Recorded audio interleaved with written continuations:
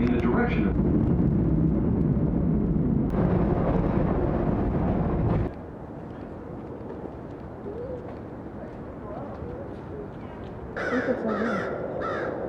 Hi, Richard. Animal that and there's a step down. So I set up lights and stuff. But Okay, perfect. My name is Richard Medina, and I'm a painter. I'm interested in these kind of like epic literary and historical narratives centering around like the myth of America. Really into the writer Herman Melville. He loves creating like a new American mythology. I was reading a lot about boats and ships and shipwrecks and these like insane narratives of like survivors and cannibalism and all this stuff in college, and making all these paintings that kind of tied that together in like a goofy, absurdist, very colorful way.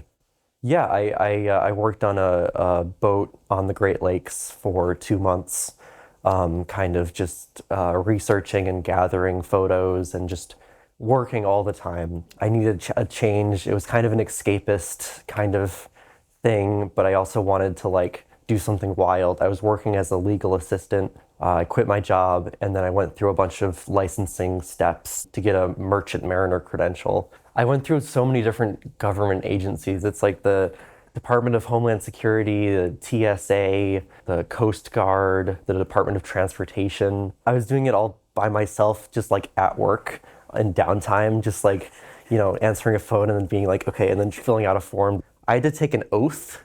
They make you take an oath. I had to take the oath and get it notarized. So I had to like say like this like paragraph in front of just this like FedEx employee. I think he was really uncomfortable because he said like, you don't have to say it, I can just sign it. But I was like, this was like an emotional like main character moment. So I was like, I want to say it. So I said it in front of him. The company was actually nice. It's really heavily unionized. So it was actually like one of the best work environments that I've been in, since it was like extremely well paid, and like the company paid for everything, travel, food, everything. It's a very physically taxing job. So I did like I tried to put on like as much muscle as I could, like training. So I made a playlist of sea shanties. And then I would listen to the sea shanties when I was like, on the stair machine or whatever. So it was very much like a tunnel vision kind of drive until I got on the boat. And then the first day I was on the boat, I was like, oh no.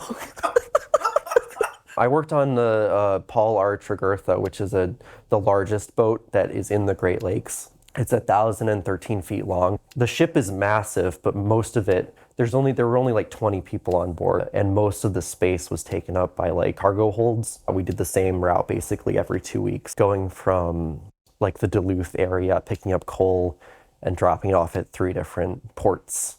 I feel like it was like any kind of blue collar job. A lot of the people who were on the boat were like either cadets in training, or like their whole family had been, working on boats. Everyone was like in their 30s and up. So I was the youngest person by like at least a decade. So there was kind of like a disconnect there. It was a little bit alienating because I'm like, young. There's no reason for me to be there. I'm liberal. Like there was just like several things that were kind of like preventing me from making any like strong connections. I was working on the top of the ship all the time. And that was like 5 people, including me. So I got close with those people. But everyone else, I mean, there was always kind of like I was always kind of at arm's length with everyone, like personally. My job was to use like these hydraulic levers to like open and close the gates depending on the flow of the coal, to drop the coal onto the conveyor belt, which would shoot it up and drop it off. Everything is just moves so fast and is so heavy and is so loud. It was very physically intensive. I can't emphasize that enough. It was really hard. Yeah, I would constantly be hearing like horror stories of people who were like got like heaving line that would saw off their fingers, or like got like a leg trapped in like a gate or something like that. Just like, oh my God. I would usually work like 70, 80-hour weeks. The worst part wasn't the labor, it was the sleep deprivation because the ship goes just constantly. So whenever you get into a port, whatever time it is, that's when you work. So I'd be like working at like 3 a.m. one day and then like have to get up, like sleep from like 10 to like 1 and then wake up and then work again. Like just crazy hours that were just completely uneven. It's such a cool experience because like I'd be working and it'd be like shoveling something and it'd be, you know, hard and terrible. But then I just like look up and it'd just be like horizon, you know, and water. So it was a very kind of meditative, therapeutic experience. Whenever they're unloading, they're at the same time they're sucking in water from the lake into these massive tanks on the side of the ships to kind of like keep it even. And they're insane. It's like pitch black with just the light of your headlamp, and then everything's caked in mud. And then it felt like being inside of a whale or something. I made a lot of money, so I saved up a lot of money and I've just been like spending it just working in my studio full time since then. I brought back some coal to make like pigments with, and just holding it just feels so weird because like when I was working, I'd just be like, oh, and you know, just like scrubbing it off and like, but now it's such an interesting thing, like completely separated from the context. Literally like ancient, you know, prehistoric stuff that's been like squashed and compressed. Carbon, you know, it's really interesting. It's a really interesting material. I've never really done photography before, but I was just using my phone to take these like composed pictures of the boat and like the coal. But as I was doing it, I was like imagining composing them as paintings, which some of them transformed into like image transfers.